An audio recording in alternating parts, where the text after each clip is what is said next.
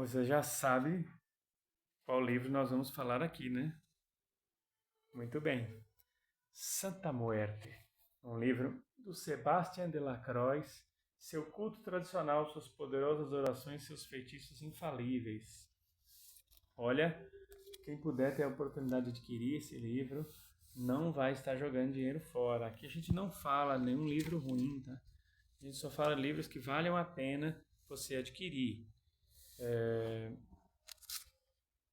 A História da Santíssima Morte, na página 29, ele fala assim, ó, o Sebastião começa falando assim, ela tem muitos nomes, menina branca, irmã branca, comadre, madrinha, mãezinha, magrela, magrinha, senhora das sombras, dama poderosa, ossuda, ceifadora, careca, milagrosa, la niña branca, la hermana blanca, la comadre, la madrina, la madrecita, la flaca, la flaquita, la señora de las sombras, la dama poderosa, la huesuda, la parca, la peloma, la milagrosa. O culto é extremamente flexível e adaptável, mas a sua forma mais tradicional assume roupagens católicas, inclusive adaptação, orações e rituais da igreja. É possível atentar para o fato, contudo, de que na cultura mexicana a morte não tem o aspecto sinistro que difundiu por séculos na cultura europeia. Ao contrário, na espiritualidade mexicana ela é vista como a chave para a vida e a própria criação, pois vida e morte fazem parte de um ciclo perpétuo, eterno, sem começo nem fim. A morte alimenta a vida, assim como a vida alimenta a morte. Lembrando que o culto lá da Cadrina, outros falam Catrina, não tem nada a ver com o culto da Santa Morte, tá?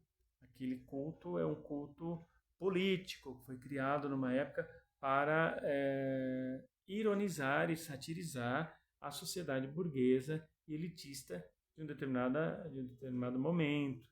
Tá? Não tem nada a ver com o culto da Santa Morte. Tá? Aquela festa das caveirinhas, pessoal, nada a ver. Tá? Uma coisa muito mais profunda, espiritualmente falando. Bom, início do culto.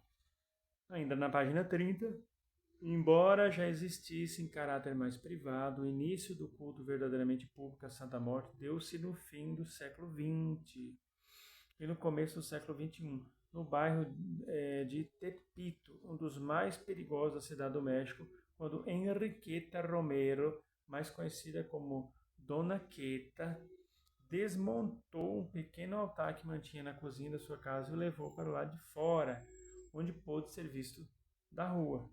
E assim foi que Dona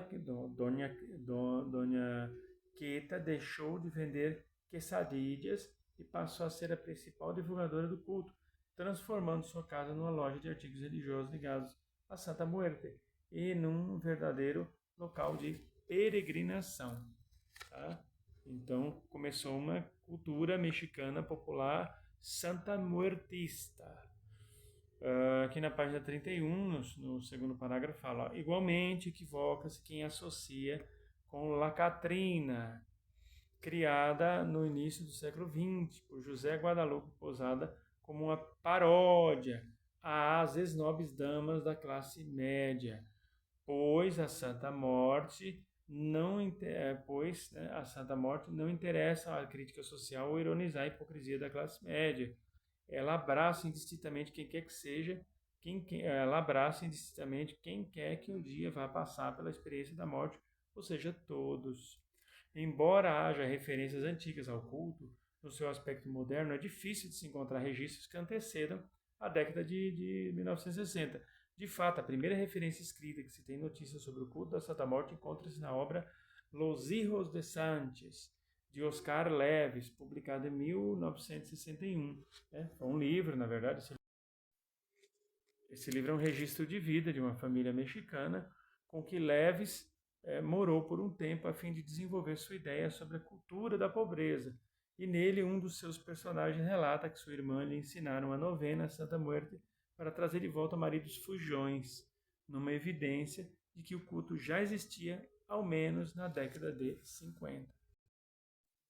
E aqui na página 33, no primeiro parágrafo, diz assim, embora atualmente a Santa Morte ou Santa Muerte seja a santa mexicana popular por excelência, dois outros santos populares assumem relevo no país. O Ninho Fidêncio, José Fidêncio de Jesus Cíntora, curandeiro que atuou no norte do México entre as décadas de 20 e 30, e Jesus Malverde, um santo cuja base histórica ainda não se definiu, mas que supõe ter sido um certo Jesús Juárez Masso, nascido em 1870 e falecido em 1909, em torno do qual se formou um culto muito popular entre os criminosos, que o chamam de bom bandido, anjo dos pobres e narcosanto. Aliás, no México, Jesús Malverde, São Judas e Santa Muerte formam la Santíssima Trinca entre os devotos desses santos populares. Importante dar uma olhadinha na vinheta com a gente, vem? É tão poderoso quanto a morte. É claro que ela se tornaria divindade a quem muitos poderiam recorrer. Essa é a festa de todos os santos. Muitos artistas, principalmente mexicanos e americanos, brincaram com a imagem da Santa Muerte. Uma das imagens consideradas mais polêmicas no México é a fusão da Santa Muerte com a Virgem de Guadalupe, do que às vezes é conhecido como Guadamuerte. Essa imagem tem sido muito polêmica para muitos mexicanos, pois mostra Santa Muerte vestida como virgem, com um véu azul com estrelas, vestido vermelho, com um halo amarelo flamejante atrás da cabeça e muitas vezes em pose de oração. A Igreja Católica das igrejas protestantes de minar a devoção a Santa Muerte no México e em outros lugares, junto à discriminação religiosa e acusações contra seus seguidores, o culto a Santa Muerte teve um crescimento constante e se espalhou em todo o continente. Os ritos dedicados a Nossa Senhora da Santa Morte incluem procissões e orações com o objetivo de obter favores. Alguns fiéis da Santa Muerte permanecem membros da Igreja Católica, enquanto milhões estão cortando laços com essa igreja e fundando igrejas e templos independentes. Vamos ouvir aqui uma fala do próprio Sebastián de la Croix, tá? Ele dando uma entrevista na internet. Vocês vão ver aí a foto do Sebastián de la Croix fazendo uma magia do fogo. Tudo vai terminar nela, começa nela. Então não há nenhum assunto que não seja pertinente a ela, desde cura, proteção, bênção, amor, sexo, trabalho, dinheiro, loteria, tirar alguém da prisão, evitar que um criminoso seja preso, malefícios de todo gênero, qualquer coisa. Esse amplo leque do bem e do mal. Só que assim, o culto dela não é um culto que dá pra gente, como é que eu posso dizer, testar hoje e não trabalhar de novo amanhã. Porque a chave desse culto é a devoção. Então você precisa estabelecer um vínculo com ela baseado na devoção, sobretudo em muita reza. E aqui, na página 35, tem uma parte que diz assim, ao pesquisador atento das tradições afrodiaspóricas, que são aquelas tradições que estudam o deslocamento forçado dos povos africanos para as Américas.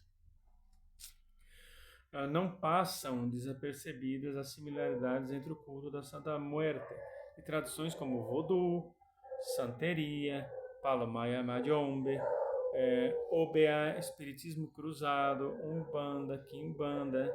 E fato é que os sincretismos, amálgamas e linhas delimitadoras imprecisas inerentes a essas religiosidades encontram-se de maneira muito presente no culto da Santíssima.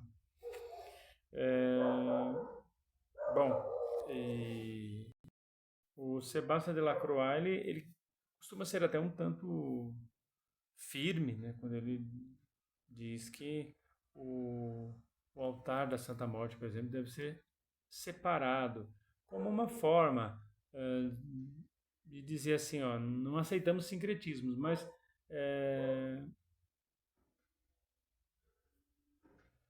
isso pode não ser assim em todo lugar. Eu conheço cultos à Santa Morte, pessoas que têm um altar cercado de outros santos da Santa Morte no meio, ou ela junto, ali, dentro de uma tronqueira de esquerda. Pode dizer, mas Sebastião de Lacroix ficar sabendo disso, ele vai se contorcer de raiva ou de indignação.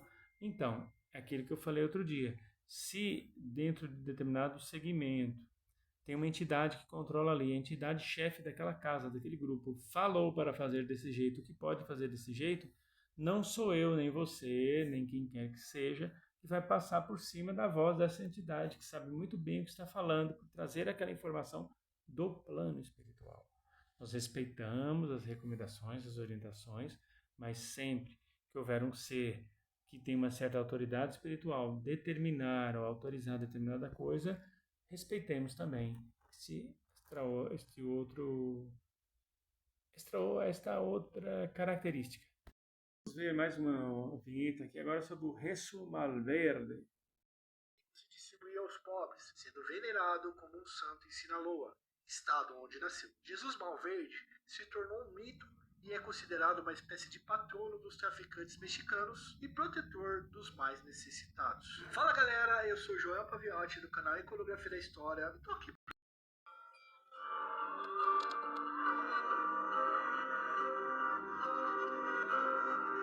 Pessoal, tem até procissão dele lá no México, em homenagem. El mito santificado. Jesús Malverde es un santo popular creado por la misma gente del pueblo de una manera tal que sus orígenes datan de finales del siglo XIX, principios del siglo XX. Se supone, ¿verdad?, que él nace en 1870 y muere en el año de 1909. La historia de Jesús Juárez Mazo, conocido como Jesús Malverde, nombre popular con el cual se reconoce a partir del apodo que le otorgaron en la segunda mitad del siglo XIX, cuando se convirtió en un Robin Hood, una suerte de personaje que robaba a los ricos para darle a los pobres. Então, pelo que consta, Jesús Malverde foi uma pessoa que realmente existiu e que prestava esse serviço aí de natureza social, digamos assim, tirando de quem tinha para dar para quem não tinha. E aí o povo o santificou. É claro, não podemos esperar que instituições venham fazer o mesmo. Instituições já mais tradicionais, que têm uma outra forma de santificar os seus intercessores, não vai de nenhuma forma adotar essa forma de santidade. Porém, aquilo que eu falei, né? Independente do termo santificação ou não, quando há um culto, uma devoção em torno de uma ideia ou de um ser espiritual, de um nome em si, espíritos que afinizam, que têm afinidade com aquele culto, com aquela devoção, passam a fazer parte daquela egrégora e formam uma legião a serviço daquele arquétipo, daquela ideia, daquela entidade. Então, independente de qualquer coisa, se há um culto a espíritos, se há espíritos, pode ter certeza que os pedidos vão ser atendidos de uma forma ou de outra. Para eles é interessante que esses pedidos sejam atendidos. adquira o livro Santa Muerte, do Sebastián de la Croix. E vocês não vão se arrepender. Não vão se arrepender. Tem muita oração boa aqui, tem muito feitiço bom. E nós vamos trazer um a um. Continue com a gente. Bom, eu sou Hernani de Oxóssi. Lhe desejo muita paz, muita luz e até a próxima oportunidade, se Deus assim nos permitir.